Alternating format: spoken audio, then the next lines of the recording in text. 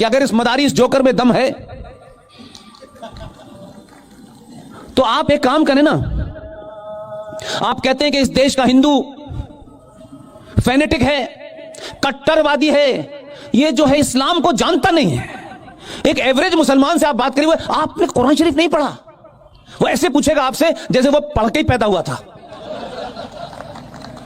देश के traffic rule पिछले 50 साल से बताए जा रहे हैं, वो उसे नहीं पता चल रहे, लेकिन सीए पढ़ लिया उसने। जो तुम धमकियां देते हो, जरा कुरान शरीफ के पन्नों को पलटो, उसी में लिखा हुआ है जो आया है उसके जाने का वक्त तय है, जगह भी तय है। तुम्हारी औकात क्या है जो तुम किसी को उसके बस से पहले भेज दो। इसलिए धमकियां वही देते हैं जो कमजोर होते हैं।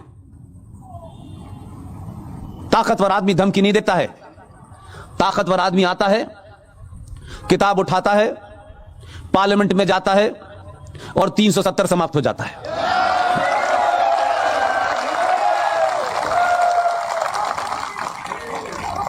इसलिए यह जरूरी नहीं है कि जो धमकियां दे रहा हो वो बहुत ताकतवर होता है। हमने बड़ी धमकियां देखी। जो लोग निजाम मुस्तफा बसाना चाहते थे कश्मीर में, अल्लाह की हुकूमत बसाना चाहते थे, हमारे आजादी के आसपास के बौने नेताओं ने किन कारण से 370 दी मुझे नहीं पता, किन कारणों से 14 मई 1954 को 35 पे दी, किन के सामने और किन ब्लैकमेलिंग की वजह से उन्होंने दी मुझे नहीं पता। लेकिन मेरे दौर में मुझे यह पता है कि मुख्यमंत्री ने भी मुझे धमकी दी, पूरे राष्ट्र को देने लगी वो धमकी, और उन्होंने कहा 35 से जो छेड़छाड़ करेगा ये समझ ले कि जम्मू कश्मीर में फिर तिरंगे को उठाने वाला नहीं मिलेगा।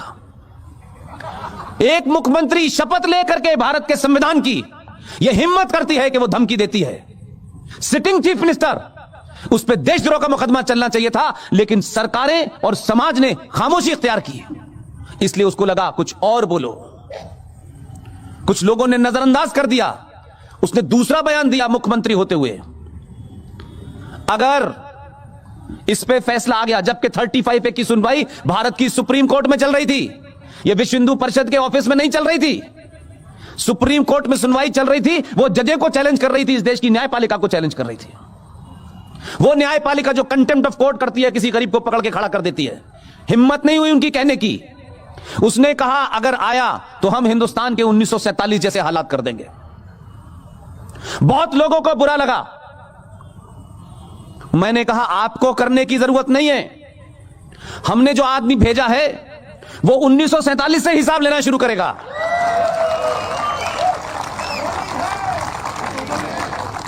इसलिए हो यह रहा है, संकट यह है कि यह शाहीन बाग, यह जेएनयू, यह हैदराबाद, यह दुनिया भर की यूनिवर्सिटी में बवाल क्यों है? लोग क्यों चिल्ला रहे हैं?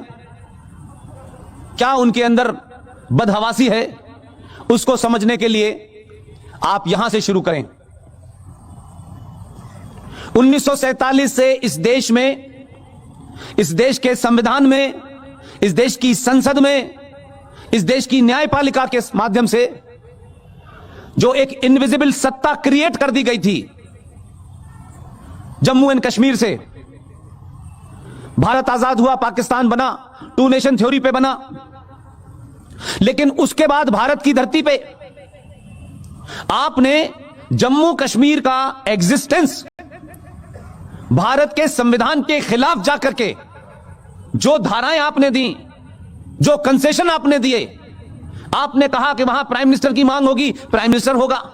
आपने कहा वहां के असेंबली की 6 साल की उम्र होगी, अच्छा साहब ये भी हमने माना, हमारा संविधान होगा, ये भी आपने माना। ये कंसेशन देते देते आप उन लोगों को लगने लगा कि इससे बढ़िया क्या हो सकता है, तो आपने वो नारे नहीं सुने। मुझे अल्लाह ने उस जगह पैदा किया है, मैं बड़ा शुक्रगुजार हूं अल्लाह का, कि जहां से पाकिस्तान बनने का आइडिया डेवलप हुआ और कई लोग यहां से गए और वहां के प्राइम मिनिस्टर और डिफेंस मिनिस्टर बने। और बकौल आरएसएन सिंह साहब के कि जिंदगी का आखिरी सफर जो मेरे सहाफत का, जर्नलिज्म का था, वो भी उसी मुल्क में आखिरी करवाया 12 साल का, जहां यहां के लोग कहते थे कि अगर हमारी आवाज को दबाया गया तो सरहद पार चली जाएगी। तो मैं उस सरहद पार देखने गया था कि इनकी आवाज को सुनता कौन है। वो मेरी जिंदगी का, प्रोफेशन का आखिरी असाइनमेंट था। उसके बाद मुझे नहीं मालूम कि मेरी जिंदगी में आर सिंह जैसे लोग, जीडी बख्शी जैसे लोग, सुशील पंडित जैसे लोग कैसे इतना मुझे मुतासिर कर देंगे, कैसे इतना इन्फ्लुएंस कर देंगे कि इन लोगों ने कहा कि कुछ ऐसे मुद्दे हैं देश में जिस पे लोग बोलने से डरते हैं, कतराते हैं। आप कुछ मुद्दों को उठाइए। मैं बहुत सीधा साधा सा आदमी था, ये आरएन सिंह साहब ने बिगाड़ा है मुझे।